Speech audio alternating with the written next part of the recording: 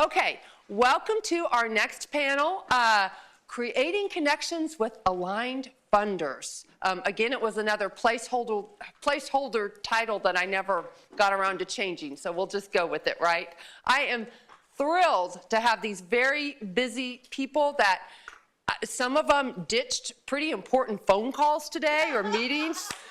Seriously, to be with you. Not as important as all of our nonprofits here working to improve Kansas.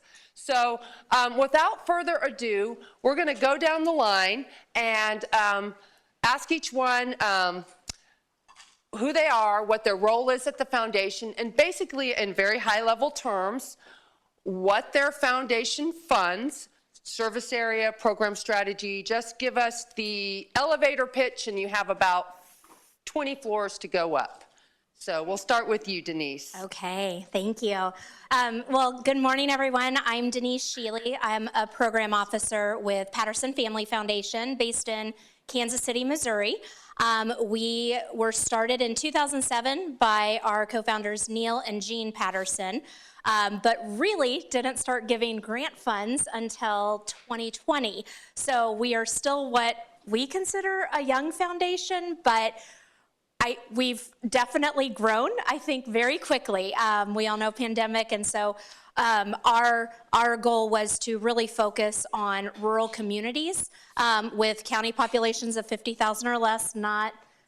They're still considered rural in our minds, but also looking at ways across the state of Kansas, and then a few on the northwest, western half of Missouri. And the reason why we're not serving the entire state is Missouri Foundation for Health went through a healthcare conversion, and they did not include those 24 counties in their catchment. So our board decided to include them in our catchment for grant opportunities because they fell in that philanthropic desert. So the Patterson Family Foundation has 3 core pillars that we focus on for offering grant opportunities through healthcare, economic opportunity, and education. And so we kind of kept these broad because our founders, Neil and Jean, both wanted to support rural and make an impact, but also solve big problems.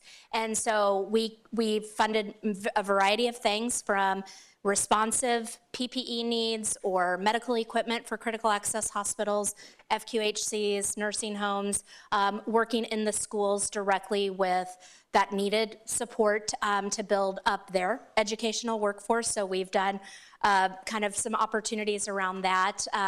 Also some healthcare related areas, very easy topic, I know, but looking at ways on how we can meet the needs so that way the healthcare providers can provide the best accessible point of care with the right equipment and other things. So we really kind of just have evolved over the last 4 years, and this year we have last year and into this year looked at supporting more kind of bigger challenges. So childcare related opportunities, looking at supporting home-based providers to earn more of a livable wage, helping fund some opportunities there through collaborations with larger statewide organizations.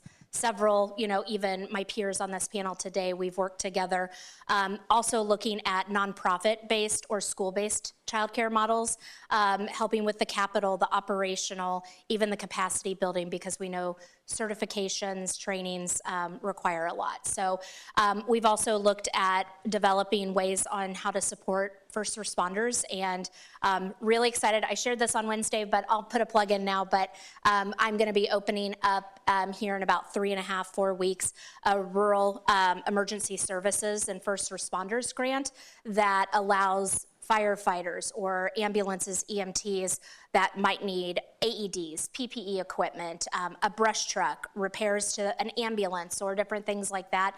And so we're kind of broadening outside of the healthcare walls, but still providing that accessible point of care. So lots of opportunities, and always open to learn more about what you're doing. But we as an organization and Family Foundation have the opportunity to work across several collaborating organizations, such as our up here in Sunflower Foundation. And just want to say thank you, Elizabeth, Brandon, and the entire team here at Sunflower for allowing us to be here. Thank you so much, Denise. And just as a reminder, all the funders have graciously agreed to be in the partner pathway over lunch, but we do need to give them a head start to get their lunch.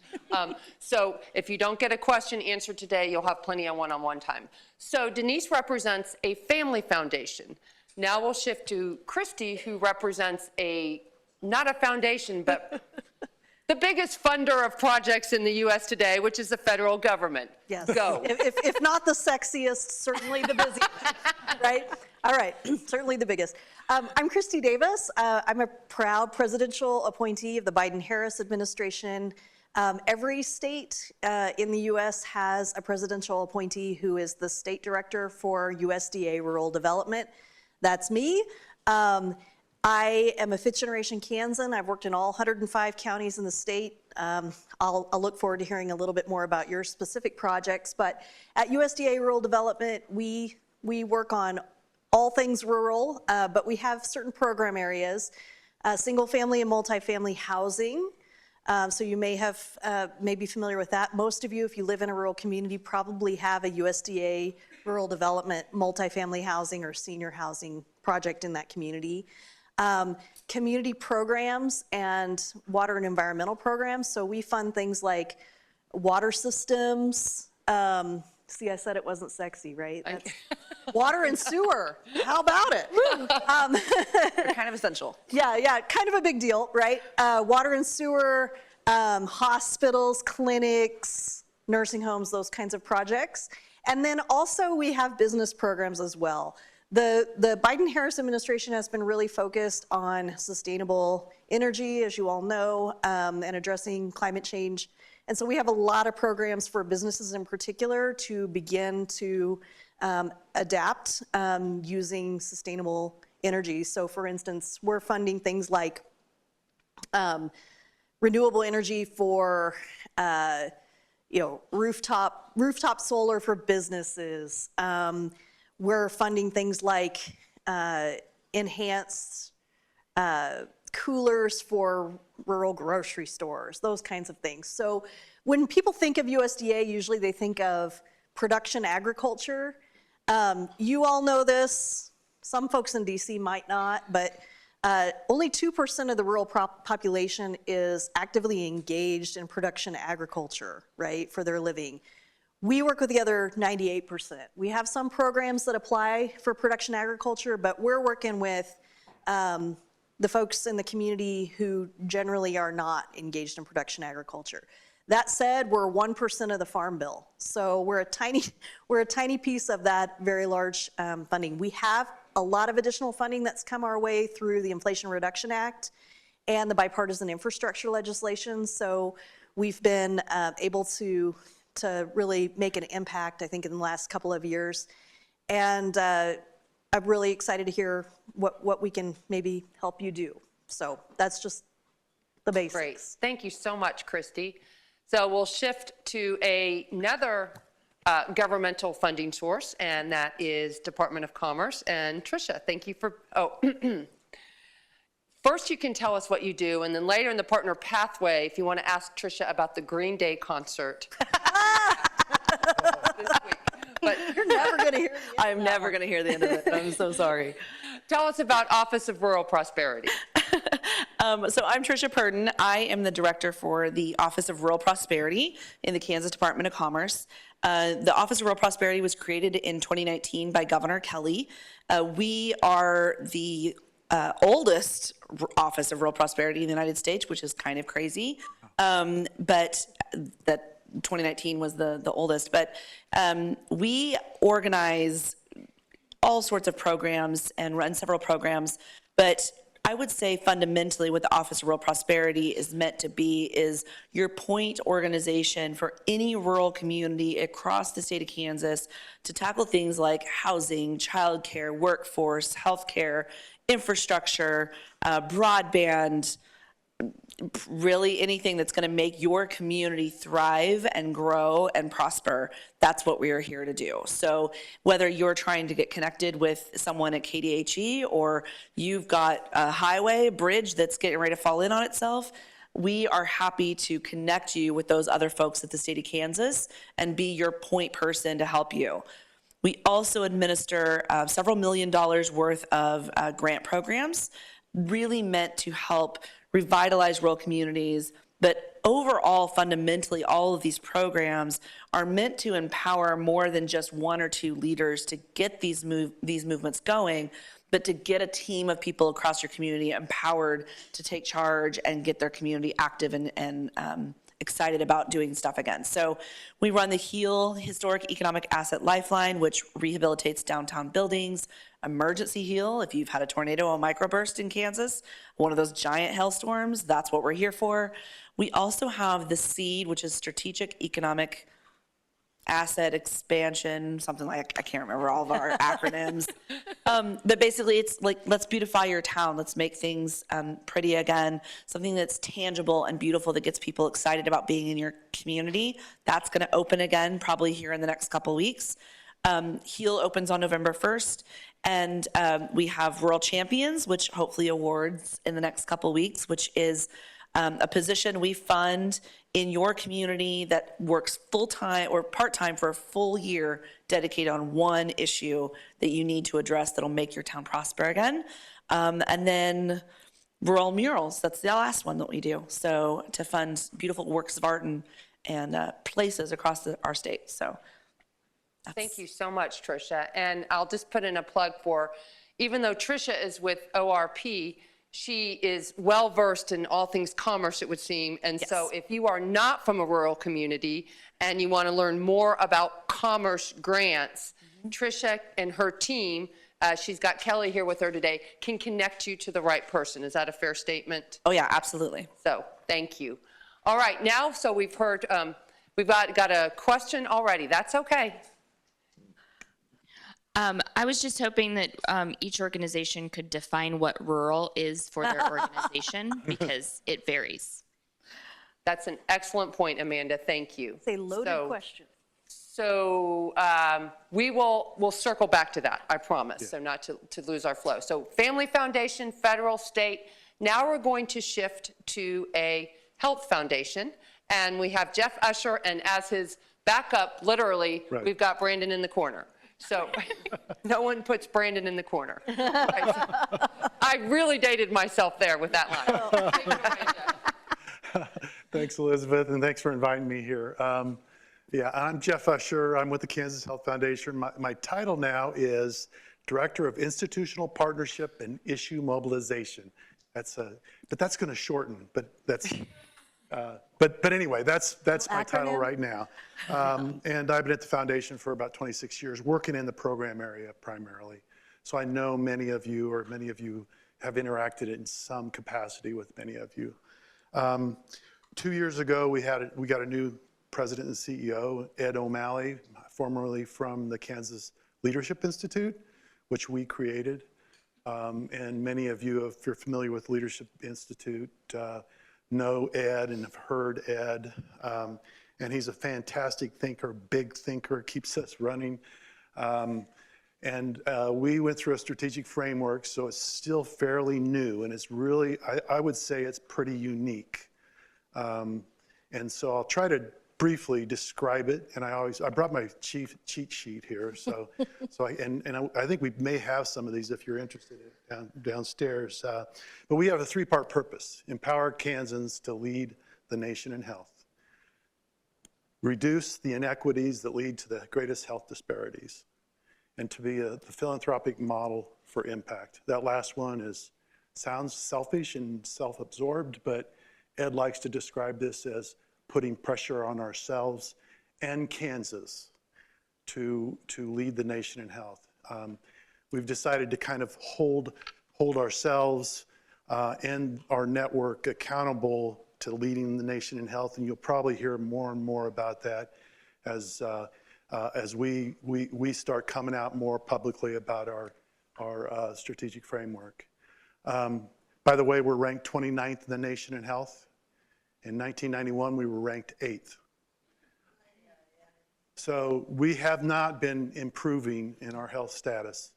And so this broad three-part purpose helped us design kind of what our six major strategies are, the first one is to build institutions that help support leading the nation in health. And so that's something that Ed, of course, came from the Kansas Leadership Center, which we created.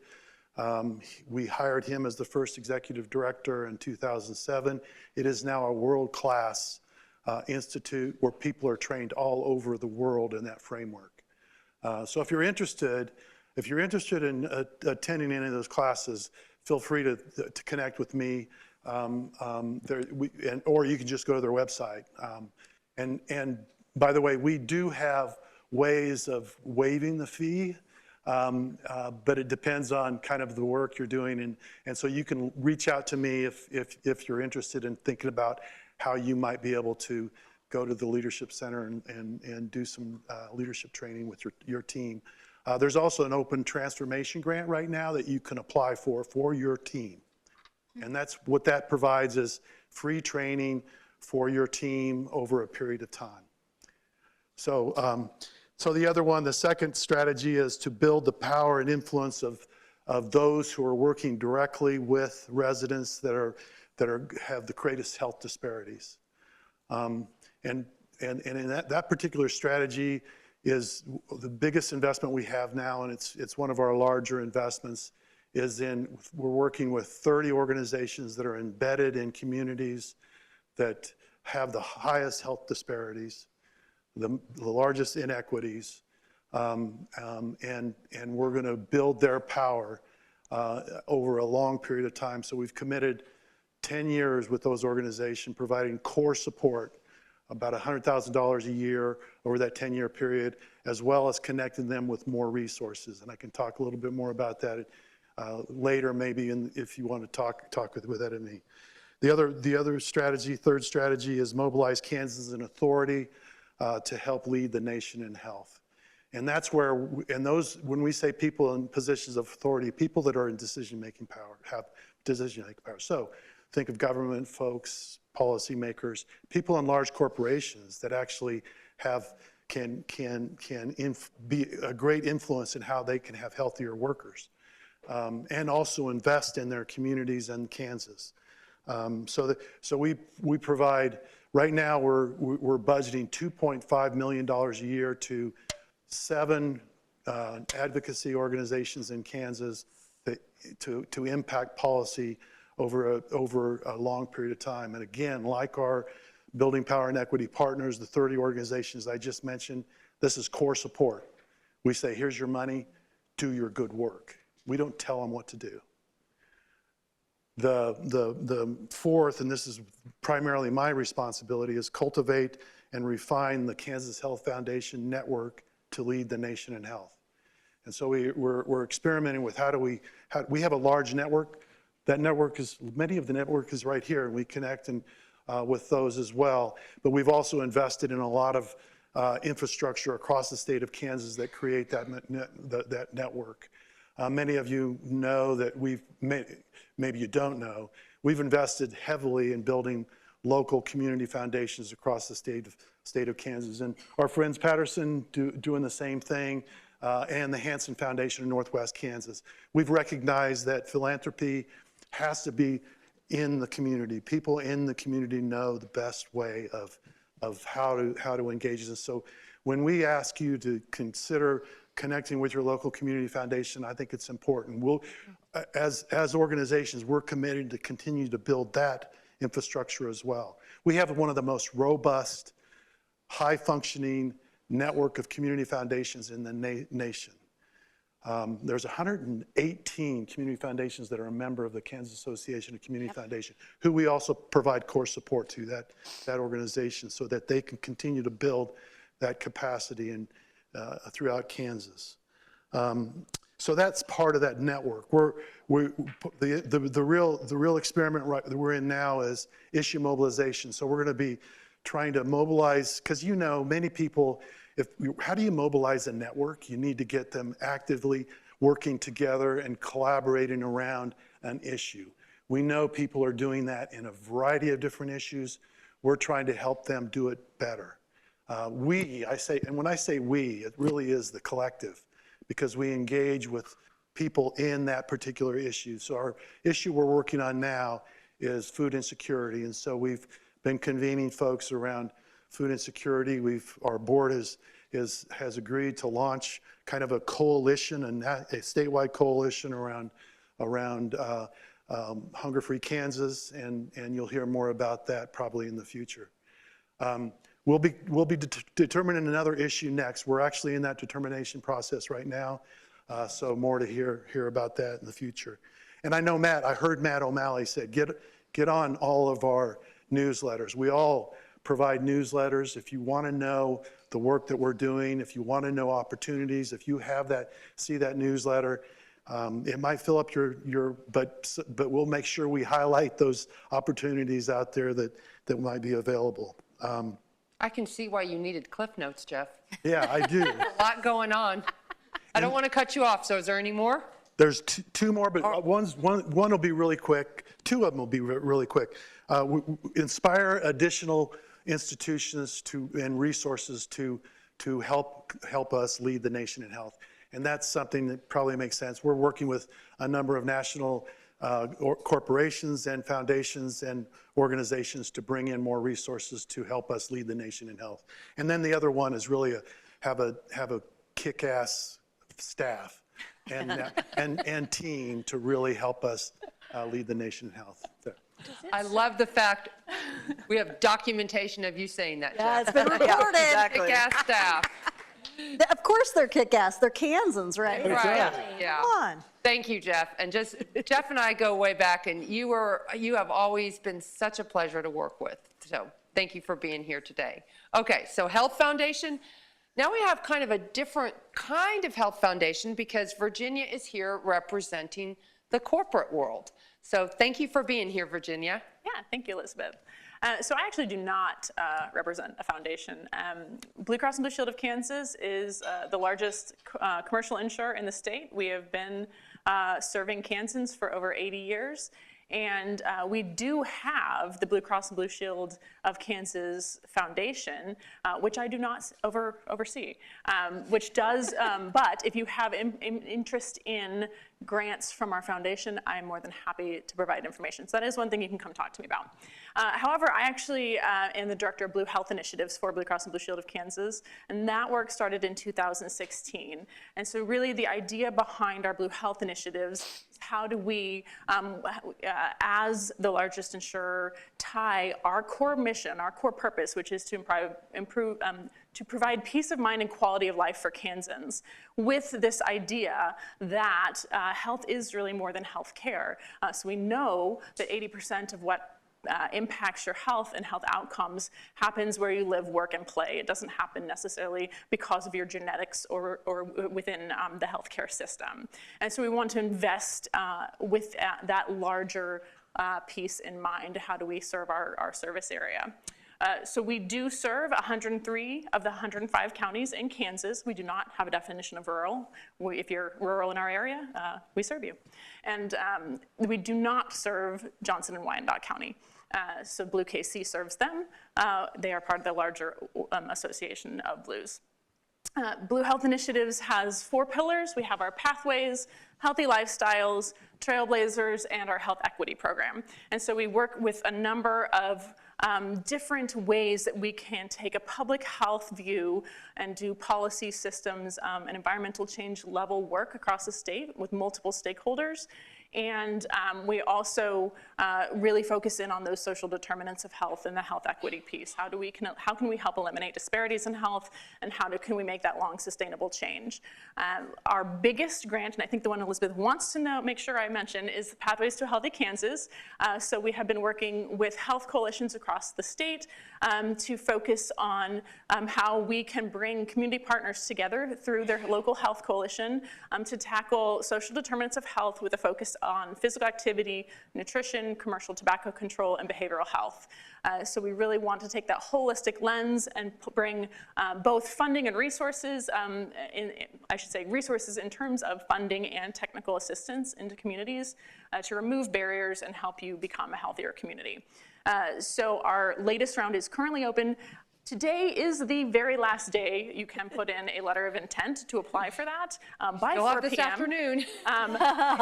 It's 4, but I could fudge it. And so if you happen to be in any way associated with your local health coalition and you might want to be a partner on a large health initiative within your community, please make sure they put in a letter of intent. It is not binding. They do not have to put in an application, but you sure as heck don't get that application packet if you don't put one in. And so we would love to serve communities across our service area. Just very briefly, Trailblazers and health equity work, we do support entrepreneurship and health and community vibrancy in multiple states or counties across the state.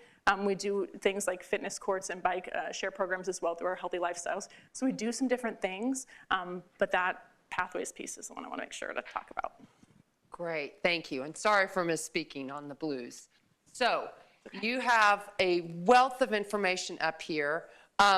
This is a really chatty group, and we love that. So I had some questions for the panel, but I do want to stop and see if there's questions from you. Do we want to address the definition? I was just going to say, Okay, all right. and if, in case someone raised their hand, as Kelly runs to them with the mic, let's very quickly how each agency foundation defines rural. So for Patterson Family Foundation, it is a county with a population of 50,000 or less across Kansas, and then our little section in the western half of Missouri. I will say we have funded organizations based in larger counties, so Sedgwick or Johnson or even Riley County and things like that, as long as there is an outreach or connection supporting rural based on initiatives. And we know there's statewide initiatives and things like that, or a regional approach. We're always open to that as well. So it is okay for someone to reach out to you and say, here's my particular situation. Correct. Could I still fit? Yes, as long as there is a rural connection in some aspect. You're going to be shocked to hear this, but ours is very confusing.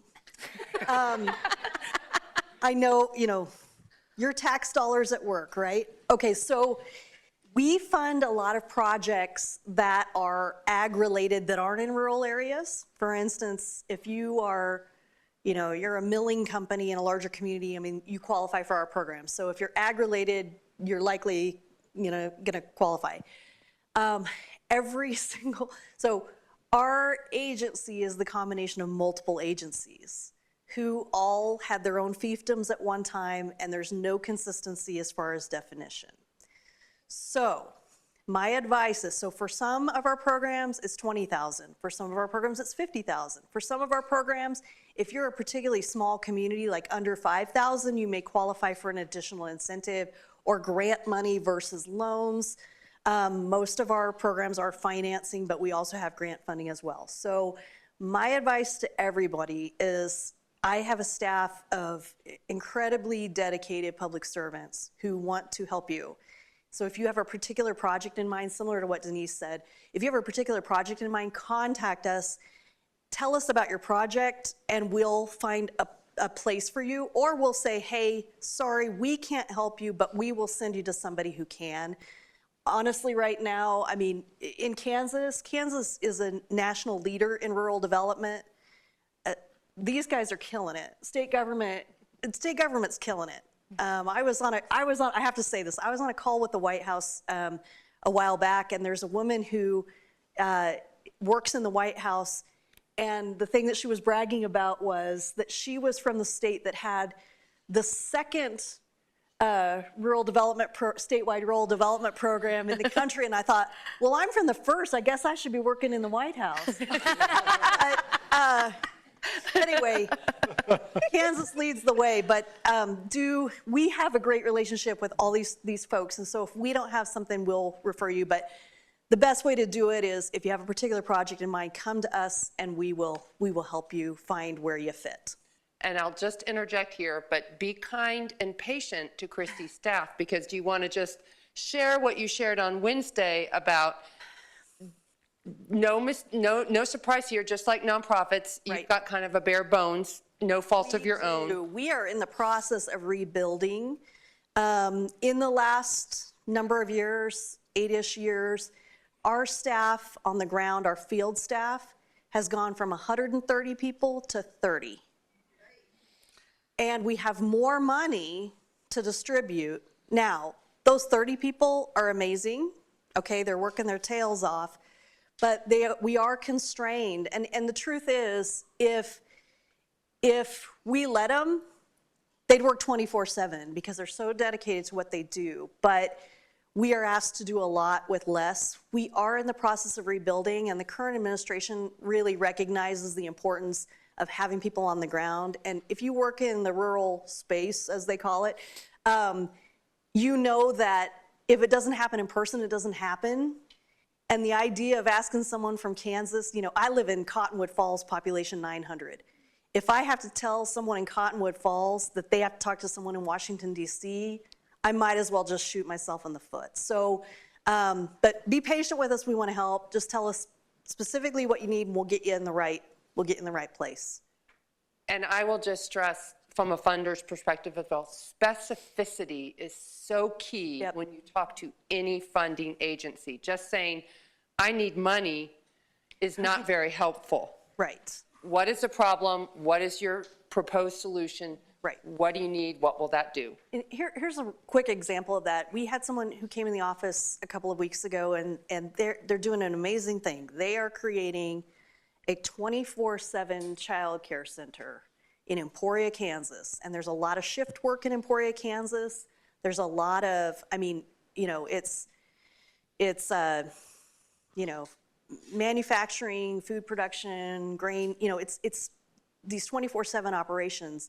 So a lot of shift workers.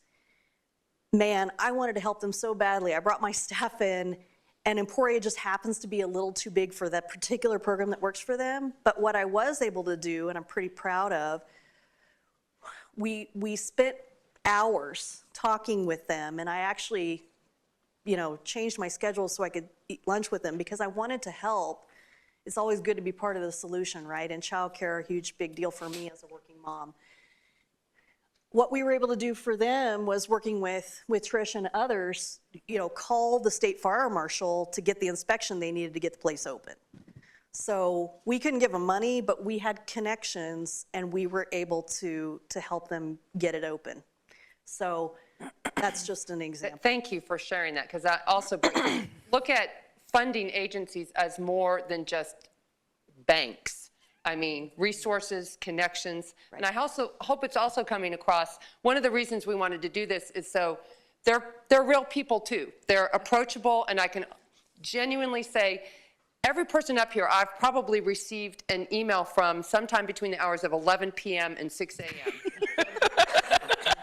They are working just as hard as you are. So still staying on that rural, real quickly, how do you define it, Tricia? We're inclusive versus exclusive. So typically it's 50,000 or less, but honestly, if you're a small town that's in one of those big counties, we still fund you. So Bonner Springs, for example, got a grant from us for a rehab project for HEAL. Just because you're in an urban county doesn't mean that you're excluded. Typically, if your city has a target, you're not eligible. That's what I go by. But I say that different because Salina's sure growing really fast, and they need some help growing from being a rural county to a city, and so we still help Salina. So my rule is not hard and fast. They're not quite at 50 yet. No, they're not quite there. They're close. But they got a target, so. Jeff and Virginia, would you agree with that, what Tricia said in terms of your strategies as well? Yes, I mean, we're open to rural, we want to improve the health of all Kansans, so. Yeah. Yes. Yeah, I think the only thing I would maybe add is, for instance, with our Pathways grant, we give a $50,000 annual capacity to the Health Coalition, and that is whether you have 2,000 people, or you have 50,000 people, or you have 75,000 people. I don't care. It isn't, there is no definition of who gets that. Excellent. So I'm going to, since you mentioned coalition, we had a great discussion yesterday in the finance workshop about coalitions and partners and funding. And so that's been some really important work you've done, Virginia. What advice do you have to nonprofits that are thinking about working together in a more formalized fashion about coming together to seek grant funds? Like what what are the successful strategies you've seen in the health coalitions of your grants? Yeah. I think the thing that I find is always successful is a lot of times there are a lot of very passionate people who are passionate about your topic and moving forward, and you have a great idea, and that is kind of where your focus is. And we don't always think about what others are doing in the community. And some of the most interesting and incredible meetings I've been to, and honestly, this was what the United Way of Caw Valley, we at one point brought all the nonprofits together around doing a referral network, and most of them didn't know what the other nonprofits in the room did. And the more we brought people together and had those conversations, just the better those connections became. Brett leads an incredible call now and has for 4+ years that helps connect those resources. So the one thing I would say is don't do it alone. You don't need to. There are other people who can help you and will help you and probably will make whatever great idea you have even better. And that's true of health coalitions as well. The reason we often work with health coalitions is one, a lot of nonprofits don't serve big areas of our service area, and we're trying to get into very rural parts of Kansas, and they don't have some of those resources that if we only funded nonprofits and didn't expand that to health coalitions, we couldn't get there.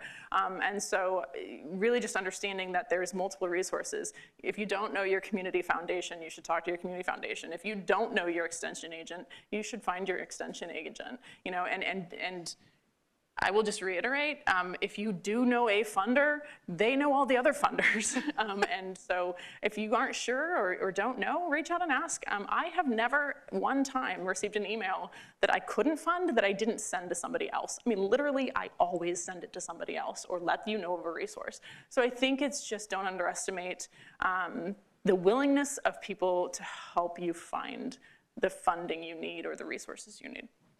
Thank you so much for stressing that point. And I know we've got a question from Jonathan in just a sec, but this came up in the panel on Wednesday about, a no from a funder can mean, no, not from us right now, but I want to try to send you to someone else that might be able to give you a yes. But a no from a funder can also mean, we can't fund that right now, but I have filed that idea away in my brain, and we do. And as if more of these requests come in, then we think, okay, there's something happening in the ground here we need to pay attention to, we need to do our research, and it will inform our funding strategy. All right, question. All right, Jonathan Sublett with Scent Inc. I'm sorry, with whom? Scent Inc. Okay. And I'm an 80s baby, and so one of the most iconic movies kind of growing up was Boys in the Hood. Yep. And at the end of the movie, Ice Cube, Doughboy, had this line after his brother died. He said, I woke up this morning and I watched the news to see if they would show the story about my brother being murdered. And it didn't even make the news. He said, I feel like sometimes they don't know, don't show, or just don't care about what's happening here in the hood. Being in Kansas, I got the opportunity to be a part of the inaugural class of the Kansas Future Fellows. And Marcy Penner, who leads the Kansas Sampler, took me on this tour of some rural Kansas places and showed me some different things. And what we came to the conclusion was that a lot of the things that plagued rural Kansas plagued my neighborhood of Highcrest. Absolutely. And they were like, Jonathan, man, we're cheering for you to discover some routes and some processes and platforms to help get what you need for your community, because if you can figure it out there, we could probably use the same things here in rural Kansas. And I know, like you were saying, if you have a target, then you probably don't qualify. My problem is that the people in my neighborhood can't get to the target that's here on the west side of town. Yeah. But Topeka's in this weird spot where we're not rural, right? But we're not Wichita or Johnson County, and a lot of the things for urban communities go to Kansas City and Wichita, and the things for rural go rural, and people don't know, don't show, or just don't care about what's happening in neighborhoods like Highcrest. I want to respond to this one in particular because I lived in Topeka for 15 years and my husband worked for Capital City School, and we were involved in actually a lot of urban things when we lived in Topeka as well, even though we're both from rural communities. I couldn't agree more. I have nieces and nephews who grew up in the same community that I did. It's a very different place than when I grew up there. And I remember thinking to myself, you know, rural America is the new urban core. I mean, because it's the same challenges, and really it becomes really, it's kind of a class issue versus always a race issue. But I think there's been a lot of intention in dividing us with all the challenges related to the drug epidemic, and there are so many issues that apply to both. And I'm with you wholeheartedly. I think in Kansas, because we are, you know, because geographically the bulk of the counties are rural counties, we don't see ourselves as urban, but clearly, I mean, I've been doing quite a bit of work in Wyandotte County with urban farming, for instance. I've done a lot of work in Shawnee County in the past. Let's just face it, it's the same issues across the state. And it's interesting because historically HUD, for instance, housing and urban development, they were very much urban focused. They are now looking at rural, and rural has become a big buzzword. Yep. And, you know, we could debate over whether that's, you know. No, but it's needed because, like, same, yeah. out west, they can get money for workforce housing. Right. Where I can't get certified teachers in my school, where the middle school in my neighborhood only had 24 students total who were proficient in either math or reading. And what school is that? Do you mind if I ask? Eisenhower Middle School. Gotcha, okay.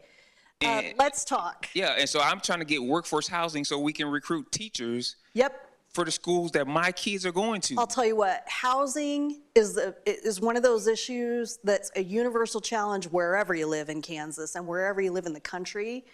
I'm excited to hear more people talking about it. I think the state of Kansas has done a great job addressing some of the housing issues, but truly there are structural issues that are nearly impossible to overcome. In my county right now, you're doing good if there's one house for sale in the whole county, right? And it's the same thing. We had a new superintendent who came in who basically lived in her own RV until we could find a place for her to live. New sheriff, we had a family that offered to move out of their house so the sheriff would have a place to live. And that's all informal, right? But there are huge issues because you know this. It costs the same to build a new house everywhere, but there are certain places where the value of that house isn't worth what it costs to build it. And I think we've done a good job in Kansas of trying to pass some state, and Trish and I worked on this a couple years ago, trying to pass some state legislation to overcome that. But then you have this added issue where if we don't have enough contractors, right? And when you do, they're focused on big, expensive developments because that's where the money is. It's really tough, just like in urban neighborhoods, right? Existing neighborhoods, but also in rural areas. If you're building one house at a time, it's not worth their time. Yeah. And so I am a huge believer in grow your own, whether it's rural or urban. And I do think I see a little bit of a cultural shift. I think Kansans have more pride now, I think, about being Kansans. And this grow your own idea that, you know, we were raised to leave, you know, go get an education and get the hell out of here, right? That's changing. I think people understand a connection to place and community and are beginning to reinvest in that community. And that's the only way we're going to overcome it is by growing our own. And one more thing before I sit down. In here, when I did work in Texas, same work. When I got my 501c3, I got tax exemption. Here in Kansas, certain organizations are written into the law to be tax exempt. Right, sales tax. And then Yep. I feel like, I'm like, man, God asked for 10%, and so does the state of Kansas. And I'm like, I could think do so all much- of us are with you, Jonathan. So much, I've also been fighting for. and I'm like, I could do so much more with that other 10% with the work that I'm doing, and it's justified. And it's where you're saying it's not always been a bang, but it's like, I can't get my representatives who want to visit my church and want me to advocate and be in all these places to respond to letters or emails about, dadgummit, give me tax exemption to help me stretch the grant dollars and everything else and fundraising dollars that I'm getting to go further to meet the needs and move the needle and make impact. And I can't get you to respond. Just to clarify, that you're income tax exempt, but not sales tax exempt, unless you're exempted specifically in state statute. I ran a nonprofit organization that was not sales tax exempt, and it was rough because that was how we paid the bills. So I would love to visit with you about ways that we can help with that. Great conversation. As we're running the mic over there, and we promise we'll get to your question. I do want to, we'll get to your question, then I have a question for Denise and for Tricia. I just want to make a point about something, about a grassroots start to help repair buildings. And this happened in Independence, which Tricia is aware of, where we had one man, saw a friend needed help, helped him fix his house, and all of a sudden people started coming down the street and putting money in his hands. And he says, I can't put this in my bank account. This belongs to the community. And that's when we got together and started an organization to help people fix their homes. That money comes from donations, from labor, materials, community donations, single donations, and we repaired 80 or 90 houses in the last 10 years. Wow. So sometimes a grassroots thing where you help each other rather than looking outside of yourselves, you got to start there. You may bring in other money from other places later, but you've got to start somewhere, and you start with yourself. That's very, very well said, and I think you might have been talking to our CEO, Brandon, who, what is your line? It's, we can't wait for the federal government to come in with all these funds to solve our problems. We have to start with the systems in our own community. So thank you. I'll be the first to say it, and I represent the federal government. But I will say, though, it's tough. You know, you're in a small town. It's the same thing in the Urban Core. You're working a job. You probably own a business. You have there's a lot of community pressures placed on you when you're in a small community that has a lot of need, because if you have any capacity at all, you're on 5 boards, you know, you're just trying to make it happen, right? You're trying to keep your head above water. And that type of work takes time. And that's really, it's a struggle to find the time. I mean, in the current position that I'm in, I feel so disconnected from my community. And those of you who know me know that that's my favorite thing to do. I want to help in my own community. But you can't do it all. It's tough. And I don't have the answers, but you're right on. I think it goes to kind of what you were talking about earlier, Virginia, is creating that coalition, because it is too burdensome for one person to keep it moving, but you create these teams. That's why almost all of the programs we do encourage you to build a team around you. You want to do a housing analysis, you build a team. You want to do a Rural Champion project, you build a team, because no matter what, there's always someone else to jump in and help.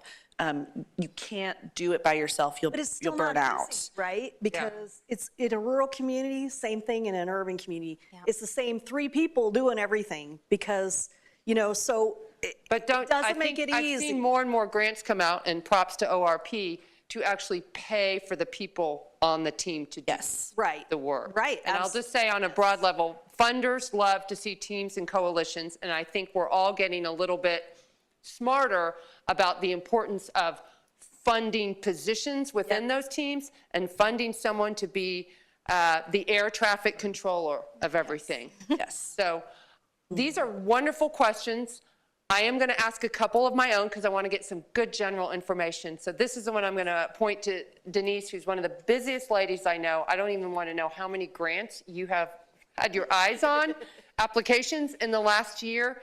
But with the hundreds that you read and review, what makes an application stand out? What makes you go, this is fundable? What lights you up?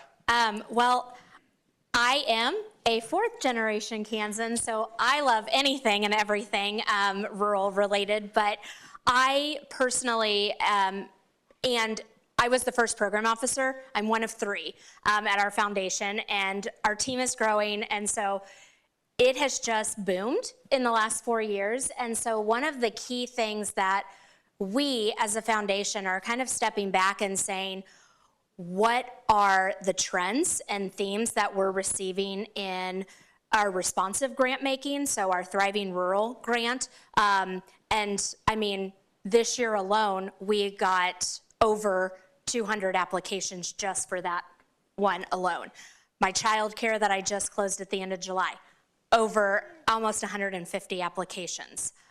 You know, we're trying to look at the specific need. Is it in a regional kind of effort? Do they have local funders?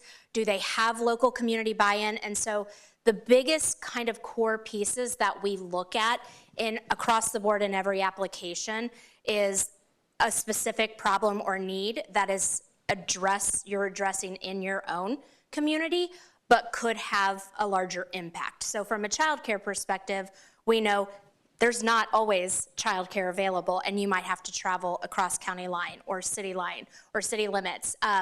Being able to help address and create more of that impact is one core piece. The second is be very clear and concise on the funding that you're asking for, because I get questions, well, I don't want to ask for too much, or I don't know what to ask for. Yeah. And I don't know, because I don't know your business plan. You're the experts, not us. And so, you know, even talking it out and saying, well, here's what I have, being specific on kind of what those true funding needs are, and what are your priorities. So here's priority funding, here maybe secondary or phase 2, phase 3, being concise and clear on that as well.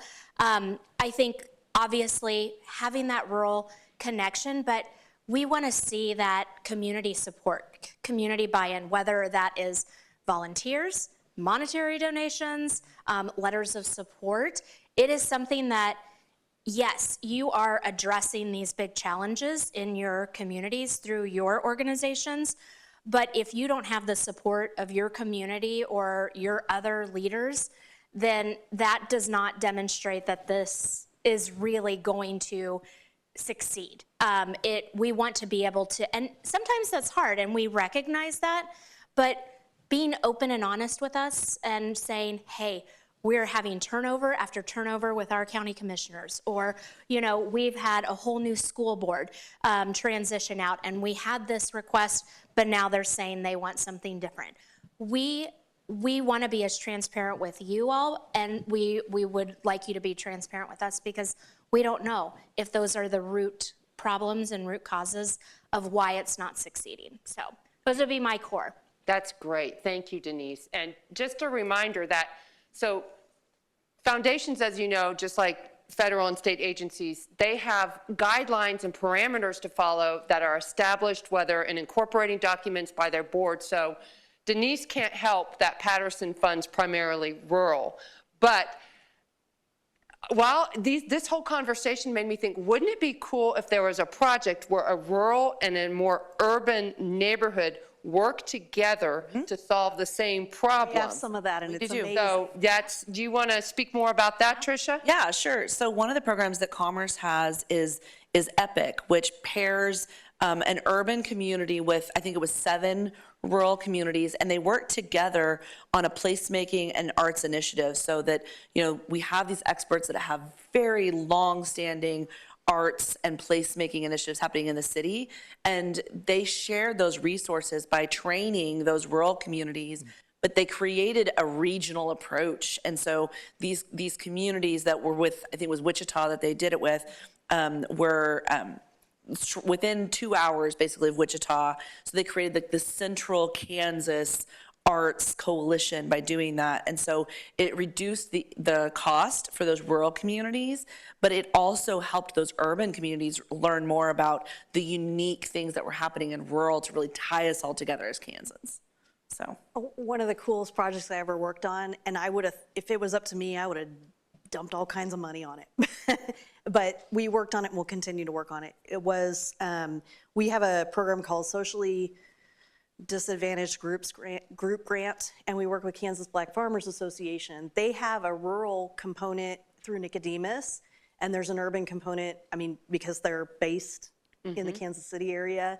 They actually have an affiliation with K-State as well, where they teach urban kids from all backgrounds about farming, and then they take them to Nicodemus. And that's a really, really cool project. I say we, if I'd been able to make the decision, I would have funded it. Our national office, it was a national competition and it didn't get funded. But we've continued to provide support for that, and it's an incredible program. Awesome. Awesome that you support it. Thumbs down that it didn't get more. So I know, do we have a question in the back, Carly? Oh, your congressman. Yeah, so my team is fidgeting because they're like, we're running short on time. Elizabeth always goes over because I love these conversations. I'm going to be a little bit of a dictator here and take just a few more minutes, if that's okay. Is everyone okay with me being authoritarian? I want to do a popcorn round. So popcorn. If all of you were applying to your own organization, which they could never do because that's not ethical, but let's just say you were not, you're all retired now, you're on the beach somewhere, and you're like, I think I want to apply to Kansas Health Foundation. So what is your one piece of advice that you would give to yourself if you were applying to your own funding organization? And we don't need to go in order, just pop. I can give a very technical short one. Answer the questions that the funder asks in the application. If there is a question and you don't address it, the funder will not score that well. It's annoying. Please answer the questions. And I would say be very brief and concise. Know what you want. Be clear. You don't have to, and volume is not something we love. 300 grants. We don't want them to be We long. don't want to be, yeah. I'll also tell your story, but also still keep it concise. But talk to me like you're just talking to me and we're having coffee. I don't need you to tell me your life story, but keep it concise and like we're just gonna have a conversation, because you're gonna read these the same way that you're talking to someone when you're looking at them. And if you're too technical and you don't get to the point. So you're saying don't use a lot of jargon thinking it's going to be impressive. Yeah, no. Just the facts, ma'am. Yeah, give me the facts and tell me like you would talk to me over coffee. Best grant project I ever reviewed in state government, not in my current role, had letters of support from school-age kids. I mean, melt my heart.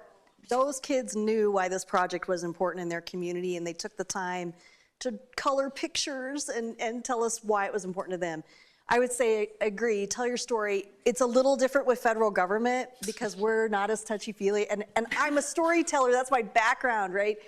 So it's important to me, but for the reviewers, with federal grants, make sure you review the notice of funding opportunity, NOFO. If you're applying for federal grants, read it again, read it again, read it again, write your application, read it again. Make sure you touch on those points. And also with the folks that you're working with on the ground in Kansas, communicate early and often. I mean, if you're looking at something and there's a deadline a couple months down the road, start communicating. Those folks will help you, and then they'll know it's coming. So that's my advice. Yeah. So I will say we have grant opportunities open throughout the year based on certain strategic areas. I agree with Virginia and everyone else.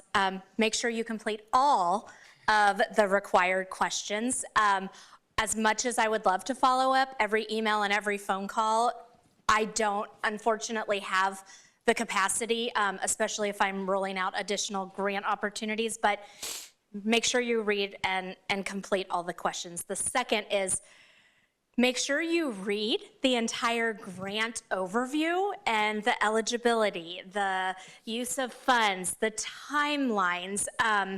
And I know that sometimes, usually maybe federal or state grants, the application may end the last day of the month. Patterson Family Foundation may not, and so make sure you're reading all of those details very, very clearly and concisely. But also, if you're not sure, reach out, because if you're not sure, hey, this is an idea I have, is this even something that your foundation would be willing to consider funding, or is it even an opportunity that you would explore further? Just reach out. I mean, we have a general info at inbox. I have my inbox, and we can connect you to the right program officer depending on that topic area. But feel free to reach out, because we're open to hearing, because that might create new opportunities as well. So always reach out to any funding agency, being aware that, just like you, they're juggling many things. So if you don't hear back right away, pleasantly email again. That's fine. We love to get repeat emails. We feel bad when they fall below the line. But you know, they're people too. I think the one piece of advice we might have from Sunflower that hasn't been said yet is, Christy touched on it, showing that community buy-in support. If you are given the opportunity to provide letters of support or letters of commitment or attaching other documents, take advantage of that. And all sorts of letters of support. And I think some of the most powerful ones, like you said, you have to get your usual, your school district, your state agency, blah, blah, blah. But if you have a little kid write a handwritten letter, or I still remember the letter from 88-year-old Mr. Otis that wanted the trail so he could take his walker around the pond. I mean, tug at the heartstrings. Take advantage of it. Okay. I'm going to close this out unless there's a burning question, and I don't see any. Please. Elizabeth, Tricia has I have a statement I wanted to make sure that we make that I don't think anyone mentioned. Also, if you have something unique and a challenge that seems like, hey, this might be happening in other communities, please reach out. Like, our offices and many of us can create something to fit that need. I mean, that's the whole point of why ORP was created, because there wasn't anyone who could pivot quickly at the state. So, and I know I've pitched many ideas to Denise and Christy. So if you have an idea that could be transformational, I bet you money you're not the only one, and we might be able to create something around that. Thank you for mentioning that. Thank you. I have one. Oh, okay, you guys, I'm going to cut you off. You guys applaud so they'll get off the stage. No,